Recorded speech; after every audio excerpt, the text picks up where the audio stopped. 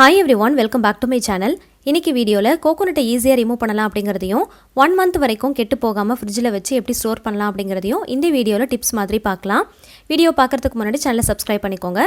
இட்லி பாத்திரத்துல கொஞ்சமா தண்ணி விட்டு நல்லா ஹீட் ஆனதுக்கு அப்புறமா இட்லி பிளேட்ல தேங்காய் ரெண்டா உடைச்சிட்டு இந்த மாதிரி உள்ள வச்சு மூடி போட்டு 5 நிமிஷத்துக்கு ஸ்டீம் பண்ணிக்கோங்க. இப்போ இத ஓபன் பண்ணிட்டு உள்ள இருந்து வெளியில எடுத்துறலாம். ஹீட் எல்லாமே லைட்டா ஆறட்டும். லைட்டான ஹீட் இருக்கும்போது சைடுல இந்த மாதிரி நைஃப் யூஸ் பண்ணி நல்லா லூஸ் பண்ணிட்டு எடுத்தீங்க அப்படினா ரொம்ப ஈஸியா ரிமூவ் பண்ணிரலாம். அப்படி இல்லனா ஏதாவது ஸ்பூன் கூட வச்சு நீங்க லூஸ் பண்ணிக்கலாம். இந்த டிப்ஸ் ரொம்பவே யூஸ்ஃபுல்லா இருந்துச்சு. நல்லா வொர்க் அவுட் ஆச்சு. கண்டிப்பா நீங்க ட்ரை பண்ணி பாருங்க. கஷ்டப்பட்டு தேங்காய் உடைக்காம இந்த மாதிரி ரொம்ப ஈஸியா ரிமூவ் பண்ணி எடுத்துறலாம். இப்போ எல்லாத்தையுமே ரிமூவ் பண்ணியாச்சு. பாதி தேங்காயை நான் திருவி வச்சிருக்கேன். பாதி தேங்காயை பீஸ் போட்டு வச்சிருக்கேன். இதை எப்படி ஸ்டோர் பண்ணலாம் அப்படிங்கறத பார்க்கலாம். சில்வர் டிஃபன் பாக்ஸ் அப்படி இல்ல ஏர்டைட் கண்டெய்னர் பாக்ஸ் ஏதாவது இருந்துச்சுனா எடுத்துக்கோங்க. அதுல இந்த மாதிரி திருவன தேங்காவை போட்டு நல்லா ஃபில் பண்ணிட்டு நல்லா டைட்டா க்ளோஸ் பண்ணிக்கோங்க. அதே மாதிரி நீங்க எடுக்கிற பாக்ஸ் கொஞ்சம் கூட ஈரம் இல்லாம நல்லா ட்ரையா இருக்கணும்.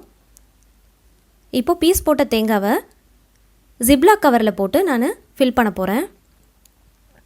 இந்த மாதிரி ஜிப்லாக் கவர்ல போட்டு ஃபில் பண்ணிட்டு நல்லா டைட்டா க்ளோஸ் பண்ணிட்டு நீங்க ஃப்ரீசர்ல வச்சு 1 month வரைக்கும் கூட கெட்டு போகாம யூஸ் பண்ணிக்கலாம்.